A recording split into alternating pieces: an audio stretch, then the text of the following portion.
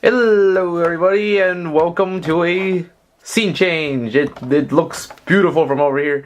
Yeah, we changed our set, and because this is going to be an announcement that well, should have been happening for a while now. But yeah, we are putting the series on hold. YaocomiX Island Pals, it's on hold because life. That's right, life. And so as I walk around here, you have to understand something, that life sucks and usually takes away time from doing other stuff. Even as low budget and like cheap comedy as this series is, still takes time because our computer is garbage and we can't process episodes that fast. So yeah, the series is on hold until further notice. But we will have a great something, right? I mean, it's gotta be a great something, right? Right? Because it's Christmas. It's the greatest time of it. Yeah. All right. That was a little extreme, but yeah. So it's Christmas, and it's all part of the holiday spirit that we have to, do something Christmassy. So, since our show is like cheap budgeted or whatever, I'm gonna have to put this sock on my head. It's wonderful. It's a wonderful life. Yay. Okay, whatever. So, that's the case, and in case of further notice, I'm gonna, run around and, yeah. So, in case you didn't get the message, the thing is closed and... What? Huh. Well, wasn't that very entertaining as a piece of scripted comedy that really went nowhere except to waste your time? Alright, let's get back to the main topic at hand. Even though the announcement was kind of bad, and I hated the announcement that we had to put one of my favorite series is on hold. Even though I'm not too proud of my work, I still enjoy doing it. Let's get on with the thing. So this year we're gonna have a Christmas toy review instead of a Christmas episode, because toy reviews generally take less time to edit and put together. So let's take a look at my Christmas haul. It's the Kaiju Taro plus Wombat toys equals Kamen Sunder Sakurajima version. This obviously this was made by Wombat Toys, who also made Digerus right here. And this is one of their special editions where they teamed up with another fellow toy maker, whatever, Kaiju Taro, to make this particular version.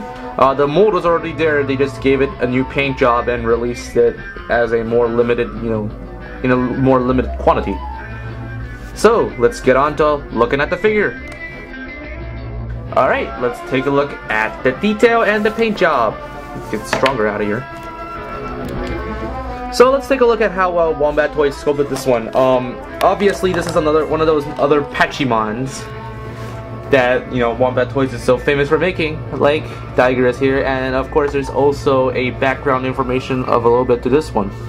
Now, we all know that Kamen Rider came out during 1970, and not a lot of companies actually had license to making Kamen Rider figures. It was mainly just Bullmark and Maru-san and a bunch of other ones. The Japanese model making company Imai eventually made their own version of Kamen Rider, who they called Kamen Sunder, and that's the guy you're seeing right here.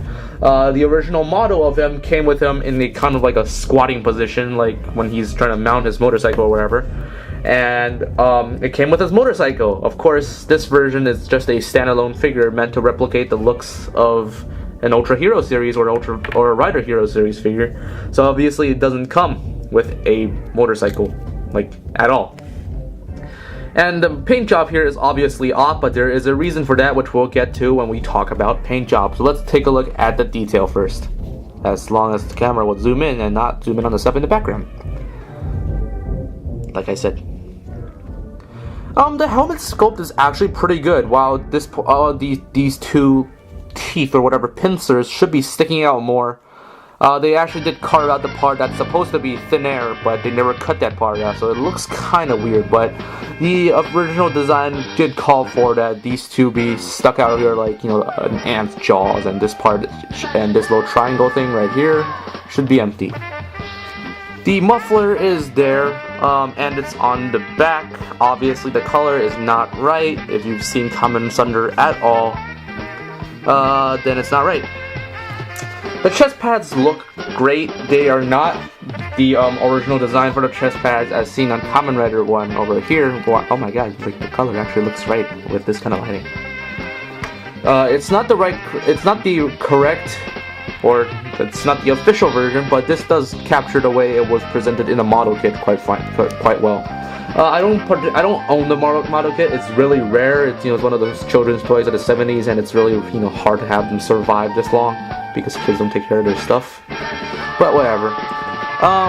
One thing that you do have to notice about the sculpt is that the chest does look completely disconnected from the arms, and it kind of breaks the immersion that this is supposed to be a whole sculpt instead of having one person work on the torso and one person work on the arms. It's kind of like Ultraman Jack here, but Ultraman Jack actually looks, it's got a uniform conformity right here. It's a little harder to tell that it's, two arms that are supposed to rotate on their own. The belt, unfortunately, it's easily the worst part of the sculpt, and I did buy this figure used, or my parents did, for Christmas. Thank you very much. And the belt crystal right here, it's scuffed, but it's not that big of a deal. The belt itself looks okay. It doesn't quite represent the belt buckle, and this is a custom painted figure. Just in case the backside is blank on the original. It doesn't have the actual buckle, but whatever. It looks nice. On the sides though, taking back Kamen Rider Ichigo again, or Kamen Rider 1. Let's have him zoom in. Please focus. The original Ichigo belt had these cube things on the side, and the belt itself was actually a little more sophisticated. You do have the Typhoon, or the Cyclone belt, or whatever they called it. I think it was the Typhoon belt with the fan inside. This on here is just a crystal, and on the other side, this is the speedometer that was supposed to summon the motorcycle on button press, but he never used it. They took the design element away on New Ichigo, so whatever. And yes, you can get Kamen Sunder to do the I wanna hug you thing. Kinda weird though. Why would you wanna do that? The crotch, the pants, the legs, and the butt all have creases, so it actually looks kind of like a real suit. And they do it more on this figure than they do on some of the Rider Hero series figures. And the boots look nice, and these are really awkward looking boots because the feet are like peeling outwards instead of being more natural. But it doesn't look that bad, and it kind of increases stability on a already very, very, very unstable figure. Let's have the camera please zoom in. The boots do look very stylish, and I appreciate the boots. And also these zippers are on the back, as long as they would focus. See, the zipper, whatever. The paint job, on the other hand, they called it a Sakurajima version because it was supposed to be a tribute to Kamen Rider Ichigo Sakurajima version. Yeah. But the color scheme just seems a little off. It looks more like old Ichigo than anything else, because they've both got the blue gloves, the blue boots. Please focus. Please. Blue gloves, blue boots, and they both got the pink eyes. Now, obviously, the SH figure art is not incredibly accurate. They made it orange instead of pink, but only in the show, it's actually pink. The red muffler is still there. It's more of an orange on the SH figure arts. Again, it's more accurate here, but it's blood red on Kamen Sunder here. So it's kind of like a blend of Sakurajima, because Sakurajima did have these darker mouthpiece and the darker chest plates.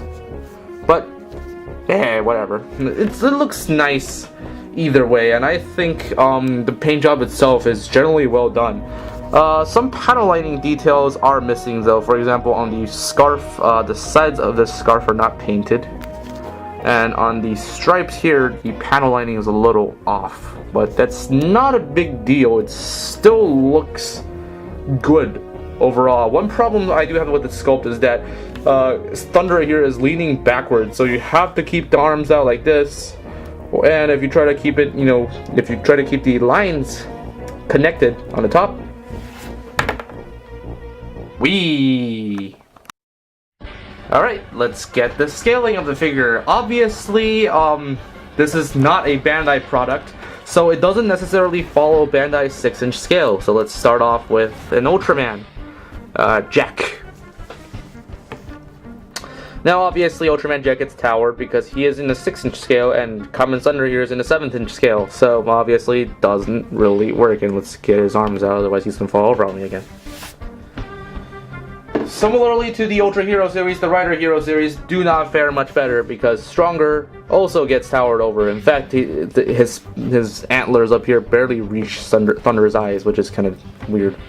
Now, Kamen Sunder obviously can also go by the literal translation of everything, which is Masked Thunder, but I go with Kamen Sunder because we go with Kamen Rider. We don't call him Masked Rider, do we? Not usually, though. Let's try a few monsters. Let's try one of the tallest monsters I've got in my collection. Monster! The one that got slaughtered at the beginning. Yeah, that was my idea. I'm morbid. I'm very morbid. And he towers Monster.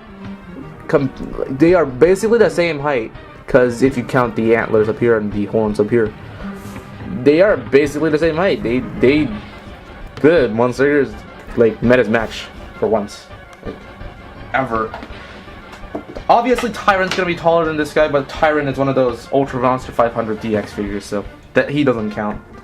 Let's try a figure that more people have. It's Bemular, and obviously, since Bemular is not really tall to begin with, Thunder towers over him too. Yeah, I'm just calling him Thunder from now on. Let's try another Dino Monster. Here's Terranoid. No! Terranoid looks okay. They don't look too bad together. Terranoid is just a little too short. He's already taller than Jack, so, even a little bit taller doesn't get a lot. Let's try Godzilla Monster. Let's try Hedorah. And since Hedorah is one in the original standard scale, the vintage standard scale, they do look okay together. Hedorah's head, if it was a little taller, will be more compatible. This guy's just an oddity when it comes to scale, like absolute oddities. Our final semi-Bandai figure is going to be our Pachimon Black King. This Black King was given to me last year as a Christmas present. Thank you, Frederick Ultra Kaiju on Facebook. The actual Black King is slightly taller than the bootleg, but it's still short. Even though it's going to be taller by this much, it's not going to do anything better, which is unfortunate. Finally, let's try a couple of non-Bandai figures, or figures that don't commonly go under the Bandai banner. Let's go with the SH figure where it's Kamen Rider Odichigo. Odichigo gets absolutely towered over just because he's in the wrong scale, and obviously because the Cyclone is made in his scale, the Cyclone here would not work either. It's just one of those simple oddities. And finally, let's try a more 7th-inch figure. Let's try the the Ultra Act Ultraman Jack.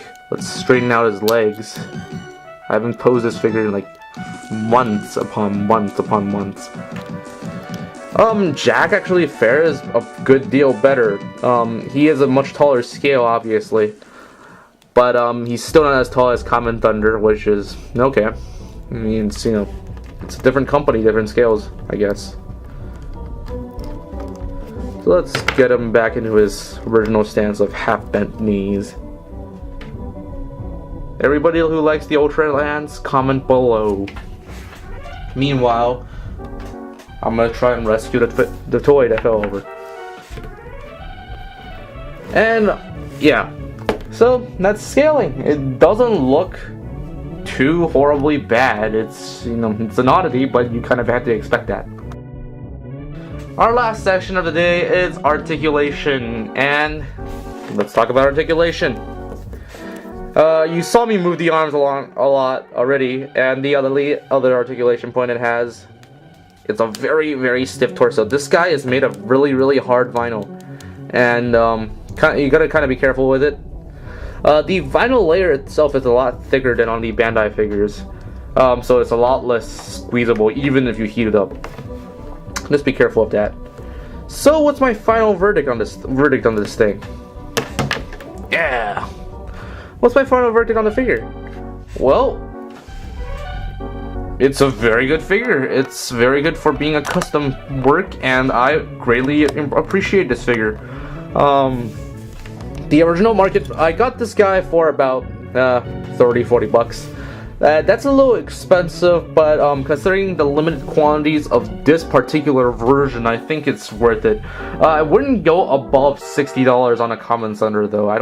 Even though Wombat Toys is defunct and they stopped producing this guy like a good, almost half a decade ago, it's still not, worth it to me at least. For 50 bucks. You can go with, a little bit more than 50 bucks, maybe 55, but that's about as max as I'll go. The figure itself, let's give the final judgment. Paint job is excellent. Sculpt is excellent. Articulation is poor, but if you ever bought Ultra Hero Series figures before, you kind of know what you're getting into with this one. So I'm not going to count too much against it. There's no backstory, obviously, because I don't count backstory, and it's obscenely rare. I've only seen 2 of these things pop up within the last half a decade. So go get it. It stands out in your toy aisle. It's obvious. It doesn't work with any of the other things you've got. But if you got oversized figures, like maybe say the 8-inch Godzillas or whatever, this guy works pretty well with them. So yeah. Good luck finding one of these guys. Merry Christmas, Happy Holidays. Expect a New Year's special, because that's something that we obviously celebrate. Not, Christmas we celebrate it, sometimes, but that's off topic. Go buy this guy, find it for under 40 bucks. And I'll see you guys again when I update again. So yeah, this is YaocomiX signing out.